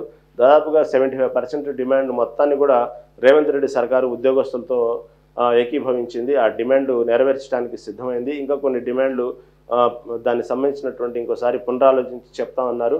దానికి ఉద్యోగస్తులు సంతృప్తి చెందారు. అదేవిధంగా మొదటి నుంచి ఉన్నటువంటి ఇబ్బంది డిఏల విషయంలో ఉన్నారు. ఆ 2 డిఏలకు ఒప్పందం కుదిరింది.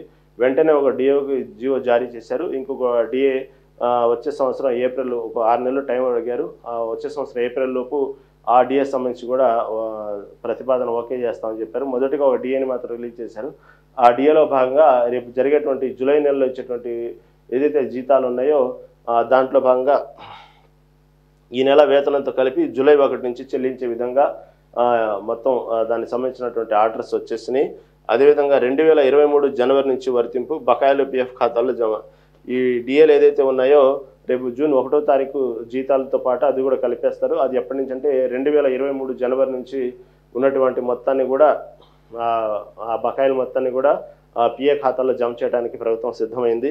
ప్రభుత్వం ఆ ఉద్యోగస్తులు ఇచ్చిన మాట ప్రకారమే ఈ డిఏలు ఇవ్వడానికి సిద్ధమైంది. తర్వాత ఈ మొత్తానికి ఈ ఆర్థిక శాఖ కూడా ఈ ఉత్తర్వులు జారీ చేసింది. ఈ డిఏల విషయంలో మాత్రం రేపు ఇచ్చేటువంటి జూలై 1వ తారీఖున ఏదైతే వేతనాలు ఇస్తారో ఆ వేతనాల్లో కలిపి ఉన్నటువంటి బకాయిలు ఎంతైతే ఉన్నాయో అవి మొత్తం కలిపి ఇవ్వడానికి ప్రభుత్వం సిద్ధమైంది. ఈ వార్తని కూడా ఈనాడు దినపత్రిక హైలైట్ చేసింది. తర్వాత ఇంకొక వార్త ప్రధానంగా తెలంగాణ రాష్ట్ర వ్యాప్తంగా నిన్న మొత్తం ఇప్పటికే ఉన్నటువంటి కేసీఆర్ కుటుంబంలో ఇప్పటికే నోటీసుల పర్వం కొనసాగుతున్న క్రమంలో ఇప్పటికే కాళేశ్వరం కమిటీకి సంబంధించినటువంటి ఇచ్చిన నోటీసులతో పాటు ఈ కేసీఆర్ కుటుంబం మొత్తం నోటీసులతో ఇలాంటి కేసు గొడవలతో మొన్నటి వరకు కవిత అక్రమ మద్య కుంభకోణంలో జైలుకి వెళ్ళి రావటం, ఇలా అనేక రకాలుగా అతలాకుతలమవుతున్నటువంటి కేసీఆర్ కుటుంబంలో రెండోసారి కేటీఆర్ నోటీసులు అందుకోవడం చేసింది. ఫార్ములా సంబంధించినటువంటి ఫార్ములా ఈ రేస్ కేసు సంబంధించి ఈ మొదటి నుంచి 58 దీనికి సంబంధించిన 58 కోట్లకు సంబంధించినటువంటి వాటి విషయంలో మొదటి నుంచి ఈ ఈ గొడవ జరుగుతూనే ఉంది. దీంట్లో రెండోసారి నోటీసులు అందుకోవడం జరిగింది కేటీఆర్. ఈ ఫార్ములా ఈ రేస్ సంబంధించినటువంటి వాటిలో ఒక కంపెనీతో, విదేశీ కంపెనీతో ఒప్పందం చేసుకొని ఇలా కోట్లకు సంబంధించినటువంటి స్కామ్ జరిగిన విషయంలో రేవంత్ రెడ్డి సర్కార్ మొదటి నుంచి అభియోగం మోపుతా ఉంది కేటీఆర్ మీద. ఈ సంబంధించిన నోటీస్ మాత్రం మళ్ళీ రెండోసారి తీసుకోవడం జరిగింది కేటీఆర్కి. అవినీతి శాఖ నిరోధక శాఖ సంబంధించినటువంటి నోటీసులు కేటీఆర్ నిన్న పంపడం జరిగింది. రేపు ఎట్టి పరిస్థితుల్లో 16వ తారీఖు సోమవారం మాత్రం దీనికి అటెండ్ అవ్వాలి అంటూ ఒక నోటీస్ జారీ చేసింది. దీనికి సంబంధించినట్టు ఏం జరిగింది వివరణ ఇచ్చుకోవాలి అని ఇప్పటికే ఆల్రెడీ ఒకసారి నోటీస్ ఇచ్చింది. రెండో నోటీస్ మాత్రం ఎట్టి పరిస్థితుల్లో రేపు సోమవారం హాజరవ్వాలంటూ నోటీస్ పంపింది. ఈ విషయంలో ఇటు బీఆర్ఎస్ పార్టీ ఖండించడం జరిగింది. దాంతోపాటు ఇటు ఎమ్మెల్సీ కవిత కేటీఆర్ మధ్య వ్యత్యాసం మొన్న బహిర్గతంగానే బయటపడింది. కానీ మళ్ళీ ఈ విషయంలో మాత్రం మళ్ళీ ఎమ్మెల్సీ కవిత కేటీఆర్కి నోటీసులు ఇవ్వడం పట్ల ఆమె వ్యతిరేకత, ఆమె అసహనాన్ని ప్రదర్శిస్తూ ఈ విధంగా నోటీసులు ఇవ్వడం అనేది నేను ఖండిస్తున్నాను. ఇది కేవలం కక్షపూరిత రాజకీయాలు. కార్యక్రమాలు పక్కదో పట్టించడానికి, అభివృద్ధి కార్యక్రమాల్లో పెట్టాల్సినటువంటి ప్రభుత్వ యంత్రాంగం మొత్తం కేవలం కేటీఆర్కి నోటీస్ ఇచ్చేటువంటి విషయంలో ఇంట్రెస్ట్ చూపిస్తున్నారు అంటూ కాంగ్రెస్ ప్రభుత్వాన్ని దుయ్యబట్టారు నిన్న ఎమ్మెల్సీ కవిత. కేటీఆర్కి ఈ విధంగా నోటీస్ ఇవ్వడం పట్ల ఎమ్మెల్సీ కవిత ఖండించడం జరిగింది ఈ విషయంలో. అదేవిధంగా కేటీఆర్ కూడా అంతే తీవ్ర స్థాయిలో ఎన్ని నోటీసులు ఇచ్చినా భయపడేది లేదు. రేవంత్ రెడ్డి సర్కార్ని మాత్రం ఎండగడతానే ఉంటాము. ఈ నోటీసులు రావడం వల్ల భయపడి మేము ప్రభుత్వం చేసేటువంటి పనులను మేము ఎండగొట్టడం ఆపేస్తామని అనుకోవటం మీ భ్రమ. నేను మాత్రం ఎక్కడ తగ్గను. మీరు ఎన్ని వందల నోటీసులు ఇచ్చినా సరే నేను మాత్రం రేవంత్ రెడ్డి సర్కార్ చేసేటువంటి పనులు నేను ఖండిస్తూనే ఉంటాను. ప్రభుత్వ వైఫల్యాలను ఎక్కడెక్కడ ఎండగడతానే ఉంటానంటూ రేవంత్ రెడ్డి సర్కార్ చెప్పిన మాటని ఈనాడు దినపత్రిక హైలైట్ చేసింది. ఈ విధంగా మొదటి నుంచి కూడా ఈ ఫార్ములా ఈ రేస్కి సంబంధించి కేటీఆర్ మాత్రం అవినీతి నిరోధక శాఖ మొదటి నుంచి సీరియస్గా నోటీసులు ఇస్తూ ఉంది. దానికి సంబంధించిన ప్రైవేట్ కంపెనీ సంబంధించిన పెట్టుబడుల విషయంలో కానివ్వండి, జరిగినటువంటి స్కామ్ విషయంలో అంత పారదర్శకంగా ఉందనేదే కేటీఆర్ వాదన. కాబట్టి ఏదేమైనప్పటికీ ఇప్పుడు మొన్న జరిగినటువంటి మిస్ వరల్డ్ పోటీలు అప్పట్లో మన ప్రపంచవ్యాప్తంగా ఏ విధంగా అయితే తెలంగాణ బ్రాండ్ని, ఇమేజ్ని పెంచాలని ప్రయత్నించారు రేవంత్ రెడ్డి సర్కారు, అప్పట్లో ఉన్నటువంటి బీఆర్ఎస్ సర్కారు కూడా ఈ ఫార్ములా ఈ కార్ రేస్ సంబంధించి కూడా ప్రపంచవ్యాప్తంగా హైదరాబాద్కు గుర్తింపు రావాలి, ఈ కార్ రేస్ ఇక్కడ జరగాలి, హైదరాబాద్లో జరగాలి అని అప్పట్లో చాలా పట్టుబట్టి ఫార్ములా ఈ కార్ రేస్ని పెట్టించారు. అప్పుడు హైదరాబాద్ నడిబొడ్డున పెట్టడం అప్పుడు కూడా ఏదైతే మిస్ వరల్డ్ సంబంధించి అనేక విమర్శలు ఎదుర్కొన్నారో ఆ టైంలో కూడా ఈ ఫార్ములా రేస్ అనేది హైదరాబాద్ నడిబొట్టున హుస్సేన్ సాగర్ దగ్గరలో పెట్టడం అనేది అప్పట్లో పెద్ద విమర్శలే దారితీసింది. ఎందుకంటే దానివల్ల అనేక ట్రాఫిక్ అంతరాయాలు ఏర్పడ్డాయి, అనేక సమస్యలు ఎదుర్కొన్నారు ప్రజలు ఆ టైంలో. అందువల్ల దానికి సంబంధించినట్టు ఆ టైంలో చాలా విమర్శలు పాలైంది ప్రభుత్వం. అప్పుడు దాని తగ్గట్టుగానే అప్పుడు ఇదే విధంగా అవినీతి జరిగింది అనేది కూడా ప్రభుత్వం తీసుకుని, కాంగ్రెస్ ప్రభుత్వం వచ్చిన తర్వాత దీనికి సంబంధించినటువంటి దాన్ని చాలా సీరియస్గా తీసుకుని ఇప్పటికే అవినీతి నిరోధక శాఖ సంబంధించినటువంటి రంగంలో దిగటం, కేటీఆర్ నోటీసులు ఇవ్వటం పదే వార్తలు వస్తున్నాయి. ఇప్పటికి రెండోసారి నోటీసు, కానీ ఎట్టి పరిస్థితుల్లో సోమవారం హాజరవ్వాలంటూ నోటీసులు ఇవ్వటం జరిగింది. తర్వాత ఆంధ్రజ్యోతి దినపత్రిక తీసుకుంటే ఇంకొక ప్రధాన పత్రిక, దీంట్లో కూడా ఇరాను ఇజ్రాయెల్ దాడిన పైన భీకర దాడులు అంటూ 100 సైనికులను క్షిపణి స్థావరాల లక్ష్యం అంటూ కూడా వార్తను హైలైట్ చేసింది. తదుపరి దాడులు మరింత క్రూరం అంటూ ట్రంప్ హెచ్చరిక చేసిన వాటిని కూడా హైలైట్ చేసింది వార్త. తర్వాత రేవంత్ రెడ్డి విద్యాశాఖ సమీక్ష సంబంధించిన మీటింగ్లో మాట్లాడేటప్పుడు, ఉన్నతాధికారులతో మాట్లాడిన మాటని ఆంధ్రజ్యోతి దినపత్రిక హైలైట్ చేసింది. ఏంటంటే ఇంజనీరింగ్ కాలేజీలో ఇష్టారీతిన ఫీజులు తీసుకుంటున్నారు. దానివల్ల ఎవరైతే మధ్యతరగతి, దిగువ మధ్యతరగతి కుటుంబాల్లో ఉన్నటువంటి మంచి మేధాశక్తి ఉన్నటువంటి పిల్లలు కూడా ఇంజనీరింగ్ కాలేజీలో చదవాలంటే వెనకాడుతున్నారు. ఎందుకంటే ఫీజులు చాలా ఘోరంగా ఉంటున్నాయి, ఇష్టారీతిన ఉంటున్నాయి అంటూ విద్యాశాఖ సమీక్ష సమావేశంలో సీఎం రేవంత్ రెడ్డి మాట్లాడిన మాటని ఆంధ్రజ్యోతి దినపత్రిక హైలైట్ చేసింది. కాబట్టి విద్యార్థులపై చదువుకోవాలనేటువంటి ఆశ ఉండి మంచి ప్రతిభావంతులైన విద్యార్థులు కేవలం ఇంజనీరింగ్ కాలేజీలో సంబంధించినటువంటి ఫీజులు తీసుకున్నటువంటి ఫీజులను చూస్తే భయపడి చదవడానికి వెనకాడి కామన్గా ఉన్నటువంటి BA, BCom, BSc డిగ్రీలు తీసుకొని వాళ్ళ జీవితంలో ఉన్నటువంటి ఆశని కూడా చంపుకొని వాళ్ళు కేవలం డిగ్రీలు తీసుకుని డిగ్రీ పట్టాతో బయటకు వెళ్తున్నారు. కాబట్టి అలాంటి మేధావులు ఉన్నటువంటి విద్యార్థులు ఇలాంటి ఇంజనీరింగ్ కాలేజీలో చదివితే దేశానికి చాలా ఉపయోగపడతారు, రాష్ట్రానికి ఉపయోగపడతారు. వాళ్ళ మేధాశక్తిని వృధా కాకుండా ఉండాలంటే మధ్యతరగతి పేద పిల్లలు కూడా దీనిలో చదువుకునేటువంటి అవకాశం కలిగించండి. ఒకసారి ఆ ఫీజులు అనేది ఒకసారి ఆలోచించండి. ఇంజనీరింగ్ కాలేజీలు భారీగా వసూలు చేస్తున్నట్టు వార్తలు ఉన్నాయి. కాబట్టి విద్యార్థులపై భారం పడకుండా చూడండి అంటూ అధికారులతో సీఎం మాట్లాడినటువంటి మాటలు, సీఎం రేవంత్ రెడ్డి మాట్లాడిన మాటలు ఆంధ్రజ్యోతి దినపత్రిక హైలైట్ చేసింది. తర్వాత కొత్తగా 571 ప్రభుత్వ స్కూళ్ళు ఏమైనప్పటికీ గ్రామాల్లో కానీ పట్టణాల్లో కానీ అంటే 20 మంది విద్యార్థులపై ఉన్నటువంటి ప్రతి చోట కొత్తగా మళ్ళీ 571 ప్రభుత్వ స్కూళ్ళు ఏర్పాటు చేయండి అంటూ కూడా రేవంత్ రెడ్డి చెప్పడం జరిగింది అధికారులతో. నాణ్యమైన విద్యకు ఎంత ఖర్చైనా ఓకే, హై స్కూల్ నుంచే నైపుణ్యాభివృద్ధి ఉండాలి, అప్పుడే విద్యార్థులకు ఇష్టమైన రంగాల్లో రాణిస్తారు. ఉస్మానియా జలమండలి ప్రజారోగ్యంపై ముఖ్యమంత్రి సమీక్ష. ఏమన్నట్టు కూడా ఈ విద్య విషయంలో మాత్రం మీరు ఎక్కడ వెనకాడద్దు, ఎంత ఖర్చైనా సరే భరిద్దాము, ఉన్నతమైన ప్రమాణాలు పాటిద్దాము, మంచి స్కూల్స్ ఏర్పాటు చేద్దాం ప్రభుత్వ స్కూళ్ళు. కాబట్టి చదివే పిల్లల విషయంలో మాత్రం ఎంత ఖర్చైనా పర్లేదు అంటూ విద్యాశాఖ సమీక్షలో సీఎం రేవంత్ రెడ్డి చెప్పారు. ఇప్పటికి కొత్తగా 571 స్కూల్ని మళ్ళీ కొత్తగా ఏర్పాటు చేస్తున్నారు తెలంగాణ వ్యాప్తంగా. కాబట్టి ఈ ప్రభుత్వ స్కూళ్ళకి పిల్లలు రావడానికి అనేక రకమైనటువంటి కార్యక్రమాలు ఇప్పటికే ఉపాధ్యాయులతో పాటు ఉద్యోగస్తులు కూడా అనేక కార్యక్రమాలు ఏర్పాటు చేస్తున్నారు. ప్రైవేట్ స్కూళ్ళు వద్దు, ప్రభుత్వ స్కూళ్ళు ముద్దు అనేటువంటి విధంగా ఒక ప్రాజెక్ట్ ప్రకారం ముందుకు వెళ్తా ఉన్నారు. ప్రైవేట్ స్కూళ్ళలో వాళ్ళ తాకతు మించి ఫీజులు కొడుతూ చదివిస్తూ ఉన్నారు. దానికి మించినటువంటి ఉన్నతమైన విద్యని ప్రభుత్వ స్కూళ్ళల్లో కూడా ఇవ్వగలము. ఇక్కడ కూడా సరైన ఏర్పాట్లు ఉన్నాయి. కేవలం ప్రైవేట్ బస్సులు వెళ్ళి చదువుకుంటేనే విద్య కాదు, కాబట్టి అంతకు మించినటువంటి మంచి విద్య, ఉచిత బట్టలు, ఉచిత భోజనం ఇవన్నీ కూడా ప్రభుత్వ స్కూళ్ళలో ఏర్పాటు ఉన్నాయి. కాబట్టి ప్రభుత్వ స్కూళ్ళని చిన్నచూపు చూడవద్దు, ఇక్కడ కూడా ఉన్నతమైన చదువులు ఉంటాయి అనే విధంగా దాదాపుగా ఈ సంవత్సరం మాత్రం ప్రభుత్వ స్కూళ్ళలో విద్యార్థుల సంఖ్య పెంచడానికి మాత్రం రేవంత్ రెడ్డి సర్కారు చాలా సీరియస్గా తీసుకొని దానికి సంబంధించినటువంటి విషయాల్లో అందరూ ఒక ఏకతాటిపైకి వచ్చి ప్రభుత్వ స్కూళ్ళలో విద్యార్థుల సంఖ్య పెంచడానికి అనేక ప్రయత్నాలు చేస్తూ ఉన్నారు. దానికి సంబంధించి కూడా విద్యార్థులు ఎవరైతే ప్రభుత్వ స్కూళ్ళలో స్కూల్స్ ఓపెన్ అవగానే విద్యార్థులు ప్రభుత్వ స్కూల్లో వచ్చేటప్పుడు స్కూల్ మొత్తం వాతావరణం కూడా ఒక పండగ వాతావరణంలాగా ముఖద్వారం నుంచి తోరణాలు కట్టి వాళ్ళని పూలతో స్వాగతం పలకటం, అంటే వాళ్ళు గర్వంగా ఫీల్ అయ్యే విధంగా, సంతోషపడే విధంగా ప్రభుత్వ స్కూళ్ళలో చదవటానికి ఒక రకమైనటువంటి మంచి సద్భవ వాతావరణం కలిగే విధంగా ప్రభుత్వం సంబంధించిన ఉద్యోగులు, టీచర్లు వీళ్ళందరూ ఏర్పాట్లు చేస్తున్నారు. అలా తెలంగాణ వ్యాప్తంగా ఒక కొత్త వరవడి, కొత్త వాతావరణం సృష్టిస్తున్నారు ప్రభుత్వ స్కూళ్ళలో పిల్లల సంఖ్య పెంచడం కోసం. ఈ విధంగా మాత్రం చేస్తే మాత్రం కేవలం ఇలా చేయటమే కాదు, నాణ్యమైన విద్య అందించాలని చూస్తున్నారు, నాణ్యమైన భోజనం ఇవ్వాలని చూస్తున్నారు. తర్వాత ఉన్నత ప్రమాణాలు స్కూల్లో ఉన్నటువంటి టాయిలెట్స్ కానివ్వండి, పిల్లలు కూర్చున్నటువంటి చైర్స్ కానివ్వండి, ఇవన్నీ కూడా చాలా నాణ్యత కూడుకున్నటువంటి ప్రమాణాలతో తీర్చిదిద్దడానికి ఎంత ఖర్చైనా వెనకాడొద్దంటూ సీఎం రేవంత్ రెడ్డి అధికారులతో సమీక్ష సమావేశంలో విద్యాశాఖ అధికారులతో చెప్పడం జరిగింది. ఆ విధంగానే ముందుకు సాగుతుంది తెలంగాణ సర్కారు. నిన్ననే స్కూల్స్ అన్నీ ఓపెన్ అయినాయి. దాని తగ్గట్టు ఈసారి సంఖ్య పెంచే విధంగా రేవంత్ రెడ్డి సర్కారు, ఎందుకంటే చదువుకు మాత్రం ఎక్కడ వెనకాడొద్దు, పిల్లలు హై స్కూల్ స్థాయి నుంచి వాళ్ళ నైపుణ్యాభివృద్ధి పెరగాలి, వాళ్ళకి ఇష్టమైన రంగాల్లో వాళ్ళు ఎదగాలి. ఆ ప్లాట్ఫామ్ మాత్రం హై స్కూల్ స్థాయి నుంచి పిల్లల మీద పడింది. కాబట్టి హై స్కూల్లోనే మనం ఆ అవకాశాన్ని కలిగించాలి, పిల్లలకి ఆ ఇంట్రెస్ట్ వచ్చే విధంగా చేయాలంటూ రేవంత్ రెడ్డి విద్యాశాఖ సమీక్ష సమావేశంలో చెప్పడం జరిగింది. ఆ వార్తని కూడా హైలైట్ చేశారు ఆంధ్రజ్యోతి దినపత్రిక. అదేవిధంగా వీడని మిస్టరీ అంటూ వార్తను హైలైట్ చేసింది ఆంధ్రజ్యోతి దినపత్రిక.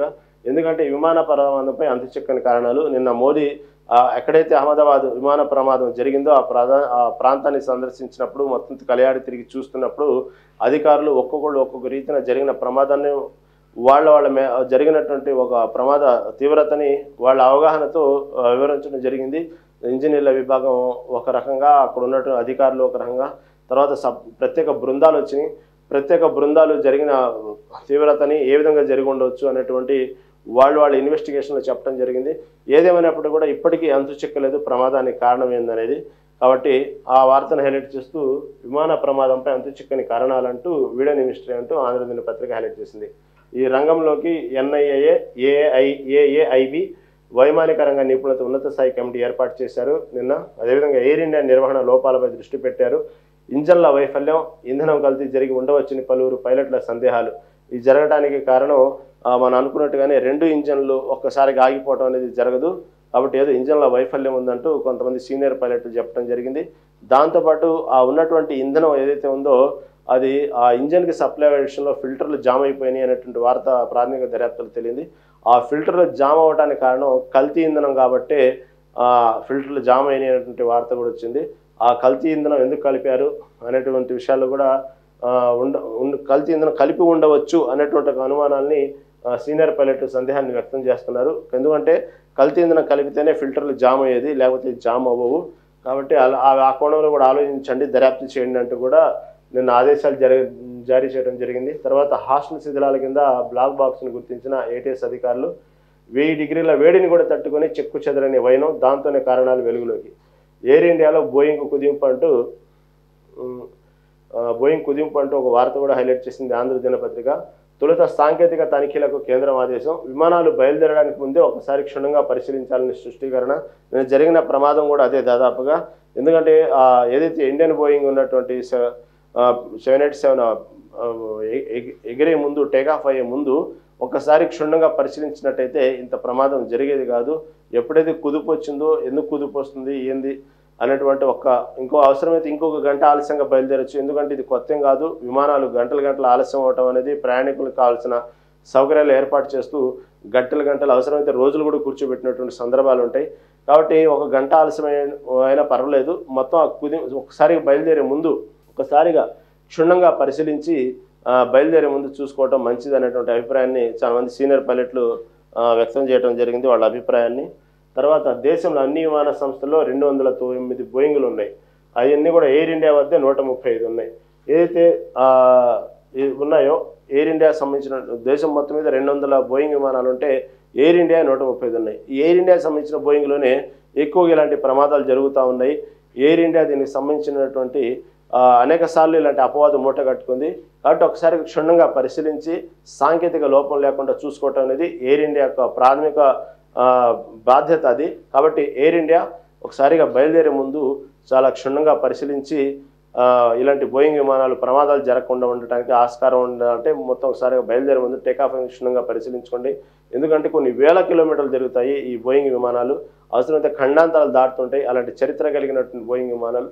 కాబట్టి ఇది మొట్టమొదటిసారిగా టెక్నికల్గా ఎంతో ఇబ్బంది పెట్టిందే కానీ ప్రాణ నష్టం జరిగిన ప్రమాదాలు ఎప్పుడు జరగలేదు, ఇదే మొట్టమొదటిసారి జరిగింది. కాబట్టి ఇలాంటి వాటి గురించి ఒకసారి క్షుణ్ణంగా ఆలోచించి ఇండియన్ ఎయిర్ బోయింగ్ మొత్తం వాటిని ఒకసారిగా టెక్నికల్గా చూసుకున్న తర్వాతే టేకాఫ్ అవ్వడానికి ఆస్కారం ఇవ్వండి. కానీ దానికి ఏమాత్రం చిన్న అనుమానం వచ్చినా కూడా ఆ ఫ్లైట్ని ఆపి క్షుణ్ణంగా పరిశీలించండి అనే వాటిని ఆంధ్ర దినపత్రిక హైలైట్ చేసింది. ఏదేమైనప్పటికీ ఈ బ్లాక్ బాక్స్ నుంచే విషయాలు బయటకు వస్తాయనేది ఆంధ్ర దినపత్రిక హైలైట్ చేసింది. ఇది ఈనాడు ప్రధాన దినపత్రికలోని ప్రధాన అంశాలు. చూస్తూనే ఉండండి మెగా 9 టీవీ.